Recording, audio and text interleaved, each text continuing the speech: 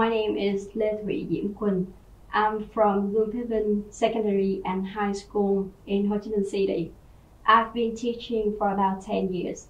And today I'm demonstrating an English class of Lesson 4, Reading and Comprehension, Unit 6, What Will Us Be Like in the Future? Extracted from the course book, Explore English, Tiếng Anh 8. This lesson lasts for 45 minutes.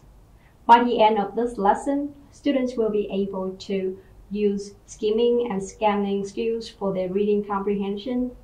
They will also be able to answer questions and refer to the evidence in the original text. Good morning, class. How are you today? Yeah, I'm feeling great too. How nice is the weather today, right? We are lucky to experience the best season of the year with all sunshine and blooming flowers. However, in some places of the world right now, there's snow and ice everywhere. Let's read about one of them. Now please open your book, Explore English 8, Unit 6, pages 64 and 65. Okay, please. First of all, I don't want you to look at the words, okay? Only pay attention to the picture and tell me, what do you see in the picture? Yes, there are 3 polar bears walking on ice. How do you think the weather is? It must be very cold there, right? Can you guess where this place is? Yes, this is probably in the Arctic, near the North Pole.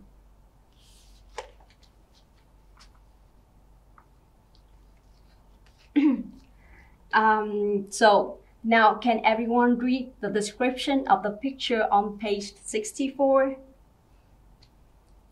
Yes, as ice melts in the Arctic, polar bears have to swim farther and farther to find ice floes. How do you understand the caption? Can you guess the meaning of ice floes? What feelings do you have towards this caption? Are you sad or happy? Are you worried or excited? Now let's move on to explore more with activity A on page 65. Okay, now please look at the title of the reading text, On Thin Ice. So there are 3 options for you. Can anyone stand up and read aloud the options for me, please? Yeah, okay. So there are 3 options for you to choose.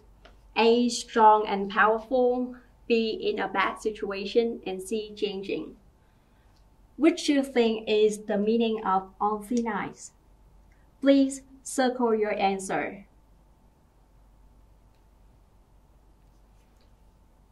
Okay, so how many of you choose option A? Yes. And how many of you choose B? How about C? Okay, here teachers can let students vote for a certain option by applying A, B, C, D cards or A, B, C cards if there are only 3 options, like in this situation. So students can write A, B, or C on a piece of paper of different colors. For example, students write A on a red piece of paper, B on a yellow one, and C on green. Students vote for an option by raising their color paper. To quickly assess what option students have chosen, teachers can easily scan through the class and roughly have an idea of the population having correct answers. A hint for this activity is to make students close their eyes while voting. This can prevent students from quickly changing their minds. Okay, so on thin ice is an idiomatic phrase in English. It is usually used to talk about when someone or something is in a dangerous or bad situation. Yeah, so B is the correct option, right? So here is another example for you. I got 5 points on my test and I'm on thin ice with my parents. You see, yeah, that's how we use on thin ice.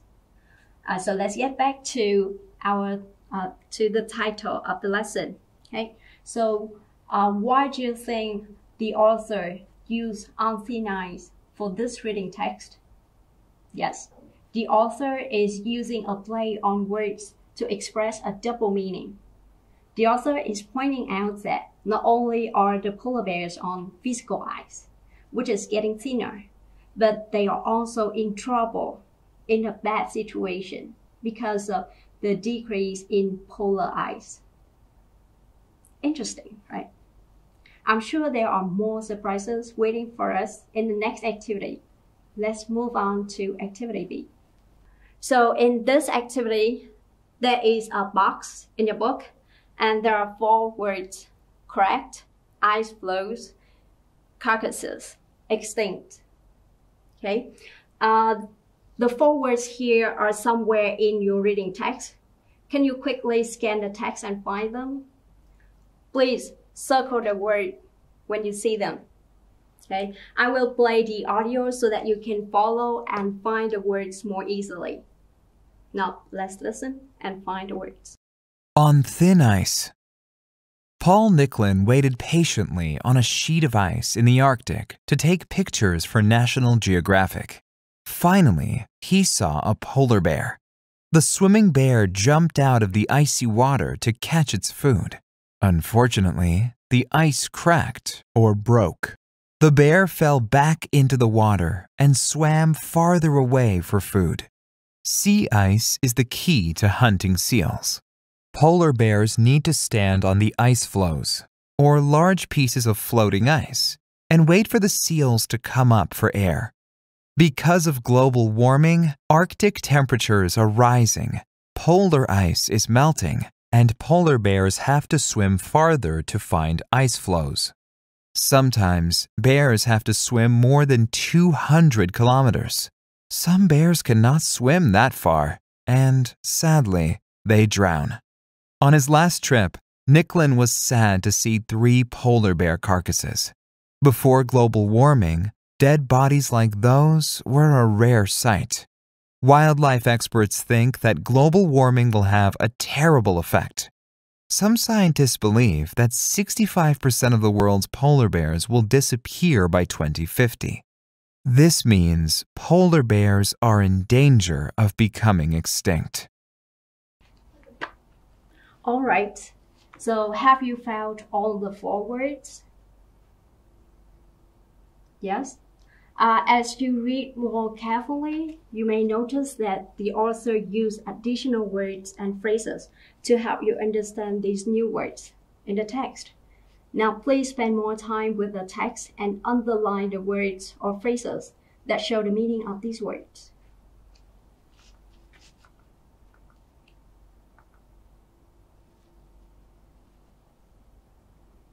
Okay, so now let's check the first word, cracked, together. Can anyone locate the word cracked?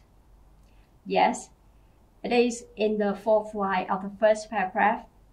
So first of all, I want you to read the whole sentence that has the word cracked. So unfortunately, the ice cracked or broke. So here we can notice that after the word cracked, there's a comma, right? And there's also the word or. Both of them are the signals for more information coming after, right? So in this situation, cracked or broke. So actually, they are equals to each other, which means cracked is broke is cracked. So in other words, we can use these 2 words interchangeably in this sentence. So the second word, yes, as you can see, is in the 2nd line of the 2nd paragraph, right? And we can apply the same technique to find the meaning of ice floes. So first of all, what should we do? We read the whole sentence, right? So the sentence, polar bears need to stand on the ice floes or large pieces of floating ice and wait for the seals to come up for air. So again, we see the comma and the connector or. right? And here we can easily notice that the phrases between the two commas explain the meaning of the phrase eyes closed. Yes, sometimes a single word cannot explain a definition, right? So now, let's check the next words.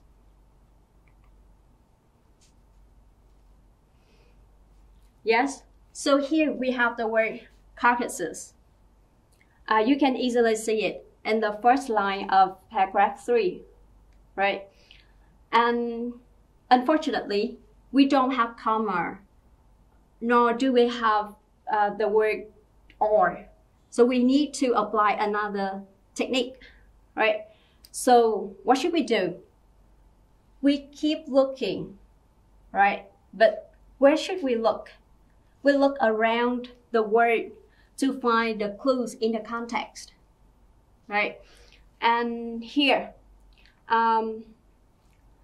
we can see that, first of all, we can see that the sentence, Nicklin was sad to see 3 polar bear carcasses. So you can pay attention to his feelings, right? He was sad. So the vocabulary used here must be about a bad experience, which causes people to feel sad, right? And let's continue reading the next sentence. Before global warming, dead bodies like those were a rare sight. So we have the phrase, dead bodies like those, right? It gives us a hint that dead bodies equals to those. But what does those refer to? Well, we see a reference word those, right? Let's analyze a little bit here. So those refers to plural nouns. And of course, dead bodies is the plural nouns, but it's clearly equals to those already. So we may find another word, right? And the nearest one, the plural noun that is nearest to those is carcasses in the previous sentence. You see? So we can say that, let's try a little bit.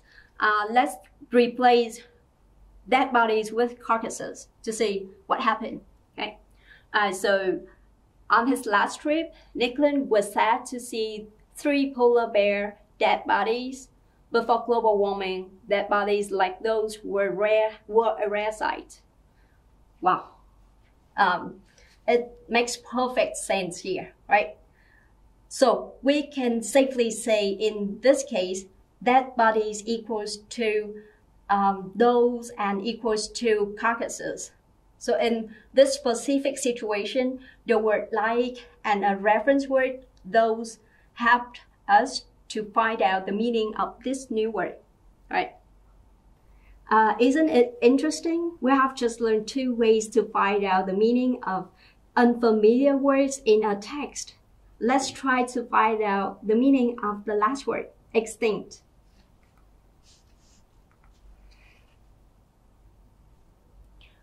Yes, so we can see the word extinct is used with becoming, right? So we have the phrase becoming extinct.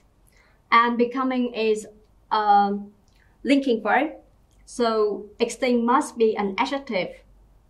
And becoming extinct means a process or something starting to happen, right?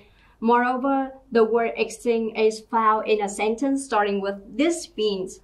So this sentence functions as an explanation for a concept or an idea, right? Either at the end of the previous sentence or the whole sentence. So we must investigate the previous sentence. So in the previous sentence, let's read it, right?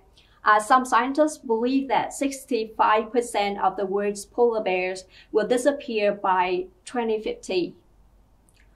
So here we notice there's also a simple future tense that is used to show prediction of something that's happening in the future.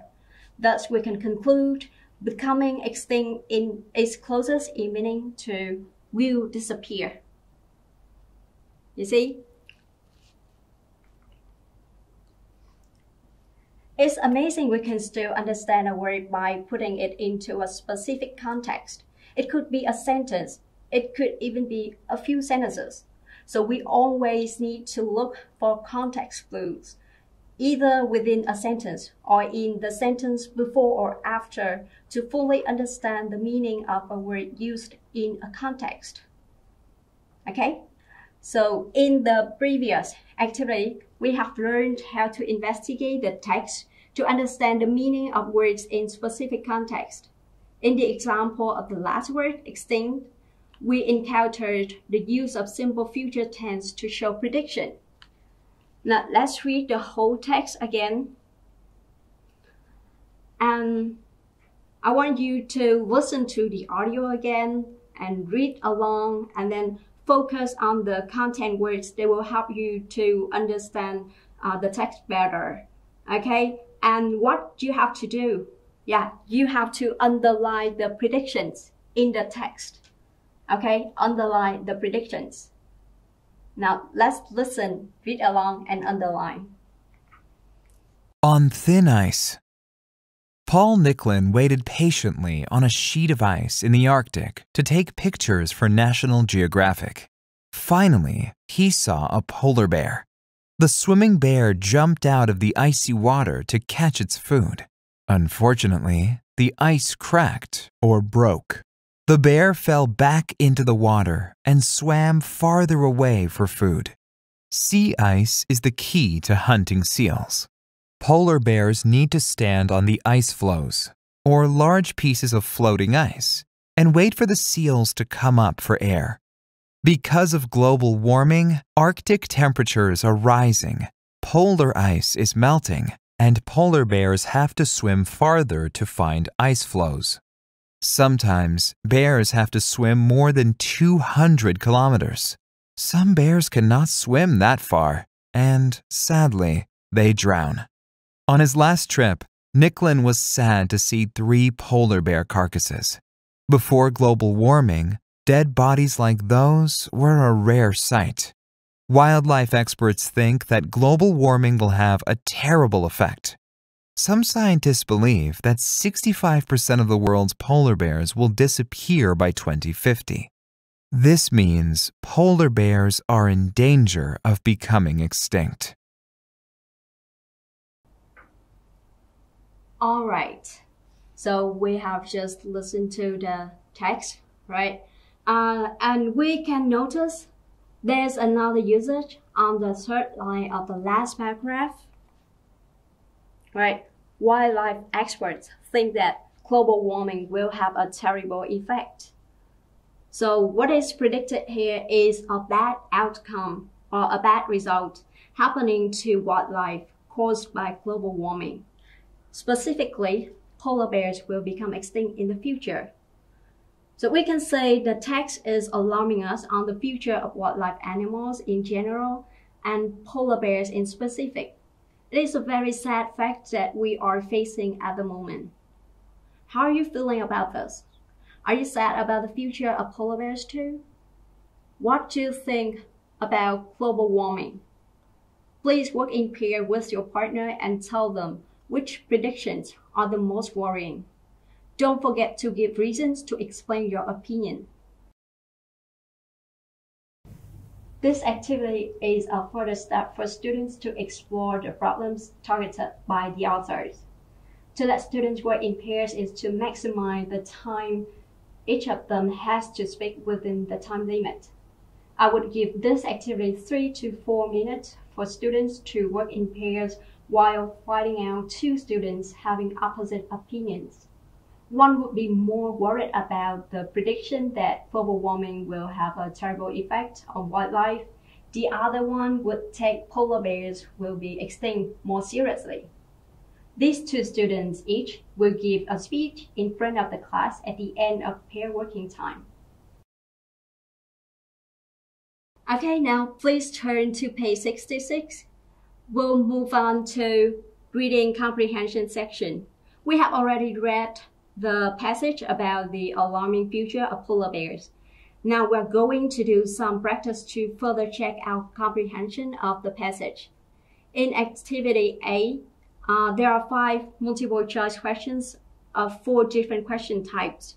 You may notice there are the types are highlighted here. Right? So the first one is about the main idea. The second one, inference question. Number 3, detailed question. Right? Number 4 is about vocabulary. And number 5, inference question again. So I'll give you 4 minutes to read and choose the best answer for each question. Okay, let's get started. Okay, so you have finished all, right? Now please work with your partner and share your answers with each other. I would like you to explain to each other the reason why you choose the answer. Okay. You can employ A, B, C, D cards once again here. Since multiple choice questions are very popular in most books and test design, it's very convenient to have your students prepare a set of A, B, C, D colored cards ready to use. At this point, teachers don't have to check on each of the students' notebooks or to ask each of them to know their work. The teachers just need to call out the questions and let students close their eyes and vote, right? As students do not see each other's answer and no peers would see theirs, students would feel more comfortable letting you know what their choices were. Now the wrong colors would stand out very clearly, and teachers know better which errors would be worth explaining more carefully by the number of the colored cards they see.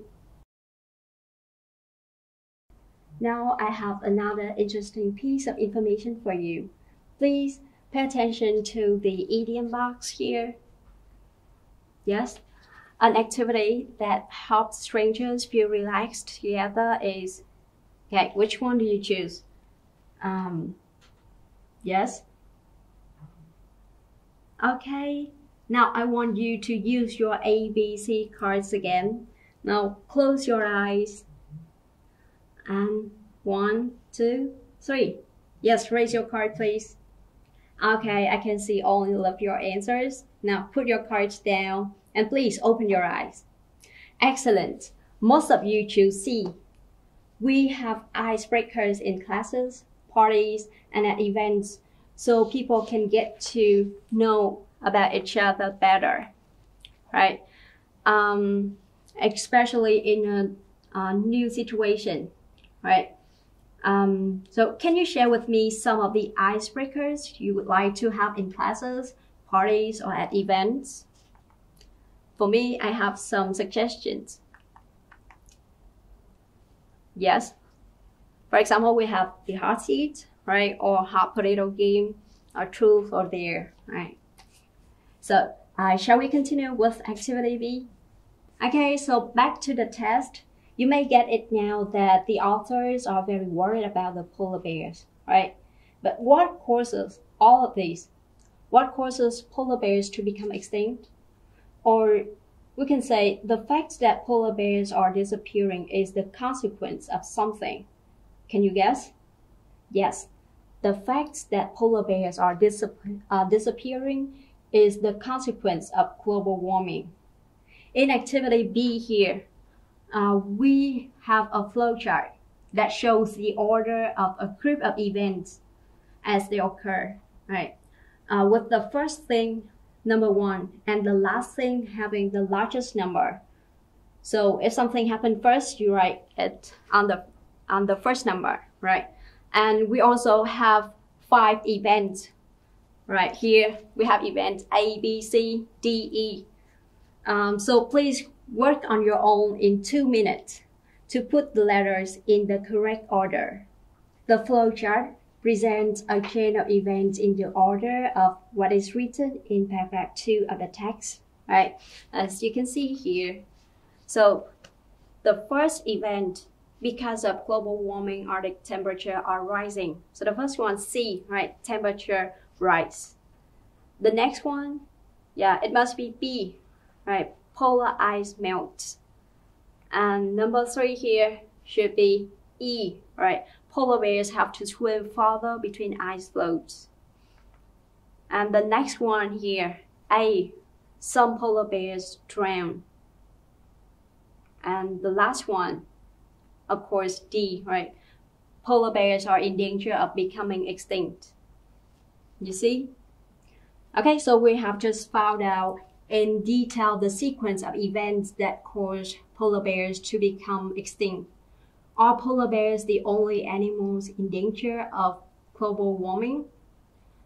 I would like you to work in groups of 3 to 4 to discuss this problem. In your group, you should think of one animal that is being seriously affected by global warming. Please offer ways to help too. For such a discussion activity like this, teachers normally divide classes into smaller groups and expect them to talk freely within groups about a specific problem. Here, in this activity, I would divide my class into groups of 3 or 4. A number for me is ideal to form groups that can provide students opportunities to speak and comfortably giving personal opportunity within time limit. Teachers can provide different problems of the same topic and have students rotate among the questions every 3 to 4 minutes. During conversations and discussions, teachers can just walk around and collect ideas. Also, teachers can always control the class by encouraging quiet groups or remix or reform groups to have different levels of proficiency students. Normally, I silently pick up, then assign a representative from each group for a presentation. If you have plenty of time, inviting some opposite opinion to speak is also a nice way to practice more on speaking. So that's all for the lesson today. Do you have any more questions? So how many things that you remembered about the lesson today? Can you list 3 things that you remember in today's lesson? Yes. So the first one, we have learned about the idiom on thin ice, right? The second one, yes, we have break the ice or icebreakers, right?